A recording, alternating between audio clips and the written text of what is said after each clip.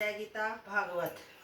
इतना वृत्तांत सुनकर विदुर जी ने मैत्रेय जी से पूछा कि हे महामुनि, यह तो आपने आदि पुरुष के अवतार की कथा कही है, अब आप कृपा करके अन्य अवतारों की कथा भी कहिए। मैत्रेय जी ने कहा कि हे विदुर जी, प्रलय काल होने के बाद जब चारों ओर पानी ही पानी था, उस समय आदि पुरुष शेषनाग की शैया पर शयन कर रहे थे। तब उनकी नाभि से एक बड़ा ही तेजवान कमल पुष्प प्रकट हुआ और उस कमल पुष्प की नाल से ब्रह्मा जी उत्पन्न हुए और उस कमल पुष्प के ऊपर जा बैठे। तत्पश्चात ब्रह्मा जी ने अपने हृदय में विचार किया कि मुझे किसने जन्म दिया और यह कमल पुष्प किसके आधार पर खड़ा है। इस बात का पता लगाने के लिए ब्रह्मा जी उस पुष्प की डंडी पकड़कर नीचे उतर आए।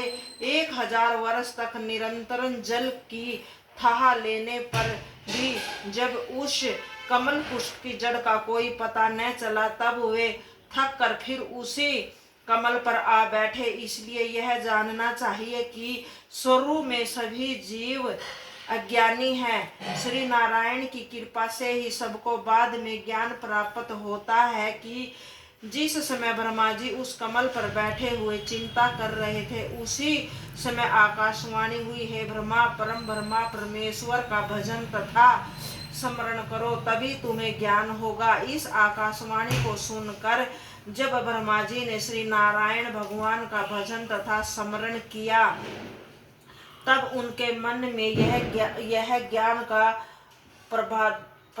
प्रादुर्भाव हुआ। उसी समय उन्होंने यह दिखाई देने लगा कि एक बड़ा मनोहर सांवला पुरुष लक्ष्मी सहित शेष शैया पर शयन कर रहा है और उसी की नाभि से यह कमल का फूल प्रकट हुआ है।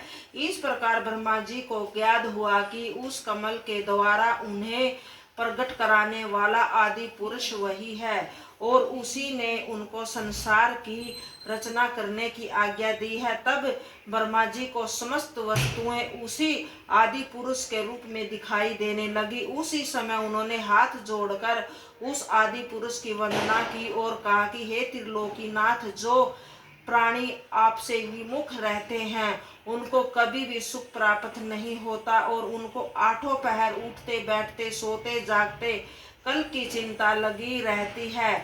आपके नाम का स्मरण करने वाले और आपके चरण बिंदुओं में प्रीति रखने वाले मनुष्य सदैव आपकी दया दृष्टि से समस्त कामनाओं को प्राप्त कर लेते हैं। जय गीता भागवत।